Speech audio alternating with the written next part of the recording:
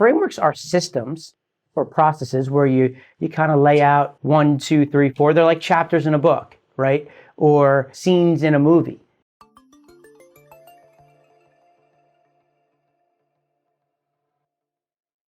Welcome to Everything Lead Gen, home of us market makers. My name is Eric, and every day on this channel, we talk about everything lead gen and performance-based marketing. And today, we're going to talk about frameworks. One of the things that I struggle with is when I start helping people, for me, I have major ADD, right? Anybody doesn't know what that means? It's, trouble just focusing like crazy, running around, just like doing 25 things at once. When I focus, that's when I'm at my best. If I laser focus on something, I kill it. When I'm all over the map, I half-ass everything and I don't get anything done. I want to start off with something here that I learned recently from one of my mentors, and I want to explain it to you guys so you guys can understand from my perspective on how I'm going to try to teach you some of the things that may be complicated or you may feel overwhelmed. And by creating frameworks, it's allowing me to simplify what it is I'm showing you how to do so that we can always go back to those things. For me, like I could start talking and then all of a sudden like I go on this rant because my mind starts going in this one place and I start moving down a direction. I'm lost. I start talking about stuff and I'm like, wait, what were we talking about? And like, because just my mind's going crazy, right? And what frameworks do is they allow me to stay on the tracks. And I'm going to go through this right now and just show you what that actually means. And I'm going to explain right now what a framework is. Ultimately, a framework is a basic structure of a system or a process. So what it does is it allows you to take a 30-foot view and map out the process. Now, I learned this from Russell Brunson. Joined his inner circle a few years back. Great guy, really knows the business well. I enjoy being around him. He's got a little bit of ADD like me. And he found work for him was these frameworks, and he started to teach some of this, and I was like, oh my God, this is great. This really does help me, because what will happen is when I create these step-by-step processes, if I'm communicating that to somebody and I start to go on a rant on, this tunnel that I go down and my brain's going into like the creative mode of, oh, but you could do this, da, da, da. All I need to do is think back to, all right, what step am I on in that process? And it gets me back on my tracks. And I'm able to then stay focused and continue on. I don't lose the people that I'm communicating with because we're staying focused on a framework. I need you guys to just understand what this is before I start to just go in and start teaching stuff.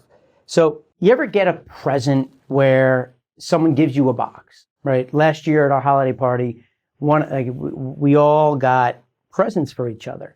And one of my guys got a present for a friend of his who was also in the company. They both work in the company, but they'd known each other outside of our company and they're friends forever. And he played a joke on him where he got him a gift. But what he did was he got him this big box, right? And he opened up the first box, and then there was just another box. And then he opened up that box, and there was another box. And he opened up that box, and there was another box. And it kept going for like 4 or 5 times, and it was pretty funny, right? Like, it's like, oh, you think you're getting something. It's like a box within a box within a box within a box. And eventually, he did actually get him something, which was really thoughtful. And it was just kind of funny, and I remember it from last year. I kind of think about it in that way when I think about what frameworks are. Because while frameworks are systems or processes where you kind of lay out, okay, 1, 2, 3, 4, they're like chapters in a book, right? Or, just scenes in a movie, right? Well, there's frameworks that are sitting inside of other frameworks. If you look at it, it's a box within a box, right? So if you see on this picture here, I kind of like look at it, it's a box and then another box and another box, right? Well, at our Christmas party, he did that. It was pretty funny. We had a good laugh about it, but it really applies to how frameworks are, right? And the way that it works is if you look at it, we have our framework, right? So if we have a framework, let's say about, traffic, we would have step 1, step 2, step 3, step 4, step 5. So this would be the 5 steps on how to get traffic, right? If this is my traffic framework, right? People name it their method, or their perfect webinar, right? Like we're doing quizzes and surveys, right? The perfect survey, whatever it is. The idea of naming some of these frameworks is so that you can brand yourself in the marketplace, become the category king, and then people can refer to your name, right? That's what people are pretty much doing. But the frameworks relatively stay the same. But the thing is that when you look at this, there's the high level framework. But what I mean by a box within a box is, if you see here, there's going to be a framework within a framework, right? So what I mean by that is, if you look here, you see my awesome framework, and I have step 1, step 2, step 3, step 4, step 5. Within step 1, now when we go into that, we're going to have another framework that we're going to talk about on how to execute on that first step within the main framework. So I hope that the visual is helping you out a little bit, because I want you guys to understand this as we move forward and I start to show you different things within this whole arbitrage space on how to do it. What I'm going to work really hard to do is create these frameworks, these steps, these processes, these systems that you can circle back on when you get confused.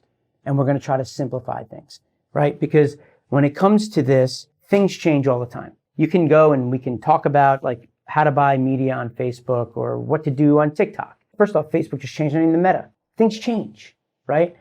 Facebook's going to change. So is TikTok. But they all have relatively the same concepts, the same frameworks when you're going and buying traffic there. The same things you're going to do on any platform all apply if you create the framework and you kind of back up and look at it as, all right, the platform wants good content, right? They want you to create a good user experience for the user. If you do, they'll keep you there. If you don't, then they bounce you off or they shut your ad account down. Pretty simple stuff. Like how to go viral, it's ultimately create good content. People love it. They want it. Then the platform that you're on is going to share it because their goal is to keep people on those platforms longer. By creating this framework and kind of giving you the idea of what you need to accomplish within the framework to have success will help you when you apply this to whatever it is you're doing, right? Whether it's you're buying traffic on Facebook or you're buying traffic on Instagram or Google or wherever. I just want you to understand that as we go into this, because here is like a simple concept of where I'm talking about the traffic framework. So if we look here, AISTP, this is my traffic framework. So ultimately, I'm using this right now and I can apply this to anywhere I buy media, right? What does it mean? Attract, identify, segment, target, and position. Do you guys understand that? Could I just walk away from you guys right now and then you go and you get traffic? No, you can't, right? Because you still need details on what it means. How do you attract users? How do you identify who you want to work with? Who are your potential customers, right? How are you going to segment them? What kind of targeting are you going to do? And how are you going to position your brand for your segments, for your potential customers, right? So ultimately, I wanted to give you guys this concept because what's going to happen is I'm going to give you these different steps as we get going. So I'm going to dive into this a little bit more, but I wanted to go through this and make sure you guys understand what a framework is, what we're trying to accomplish. And ultimately, if not for you, it's helping me because it's keeping me on my train tracks. Otherwise, I can go down a path talking about how you can attract customers, leads, potential customers, right? When you're buying media, and I could start talking about that and just get lost. But then what I start to think about is, oh wait, all right, what's the next step? I could go down that tunnel, that rabbit hole, start talking about, some crazy stuff. We're having good talks and all of a sudden, all right, time, I gotta keep going. Where am I at? I know I gotta go. I go look, AISTP. So I just go, all right, I was on a track. Now I start talking about how I identify who I want to work with, right? And then, same thing. Keep going. Then it's like, all right, well, then I go down to the segment part, right? And I just, in my mind, can picture it, right? That's why in this world, like what I do is, the whole survey software, creating surveys, creating quizzes, creating assessments. That's why it's so powerful, right? If I gave you a visual of this, which could be helpful, right? Here is the attract, where it's an ad. on Facebook. You're trying to get somebody's attention. Then you're going to have people answer some questions in this awesome survey, awesome quiz that you're creating, this really cool thing where you're creating some curiosity, right? How do you attract someone? You create curiosity. You make it selfish for them, something that will be something they can improve on or learn about themselves, right? They start to answer some questions. As they're answering questions, you're going to start to learn things about them. So you're able to identify who they are. And all you're really trying to do when you identify who they are is to figure out how you're going to segment your traffic. Which buckets are they going to go in? You'll already have your segments created. You already know. You just got to figure out which one do they belong in.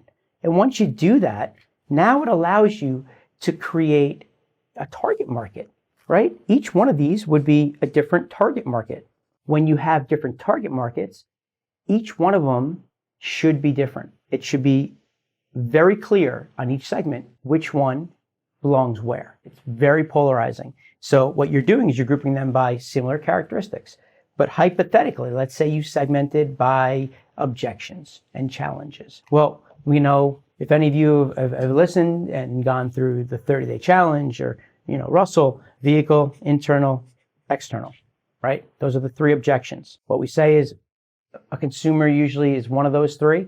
They either don't believe in the vehicle that you're trying to sell, or they have something internally, they have some insecurity that they're struggling with, or they're struggling with something outside of their control, like they don't have time, they don't have money. Typically, if you can get past these two, this one is the easy one to get over. That's just excuses for the most part. There's always a way. If you can get past the vehicle and get them to believe, pretty much a closed sale if you know what you're doing, right? But so if this is the segments, vehicle, internal, and external, now each target market is now going to be positioned differently. Your message to each of these three different segments will be different. What you're going to do when you position is you're going to create some perception. Your product, your offer, your service does not have to change. You could have the exact same offer on the back end and sell it to all three different segments, but you want to focus on whatever that objection is. If you have people that are struggling with believing in lead generation and how to arbitrage media and how to use surveys and quizzes to generate leads, I have to focus on getting them to believe that this vehicle, this process, this vehicle, the whole survey method, perfect survey method, right? Let's call it that. The AISTP can work.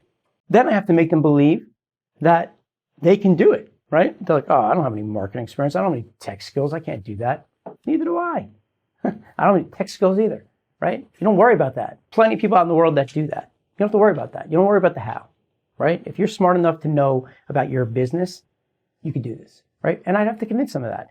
But the thing is if somebody's struggling with that they don't have marketing experience, that could be an objection. Why would I talk to them about the vehicle? Why would I try to continue to convince them that this is the right thing? This works. They already believe it. So the idea is that you're going to niche down to focus on each specific objection.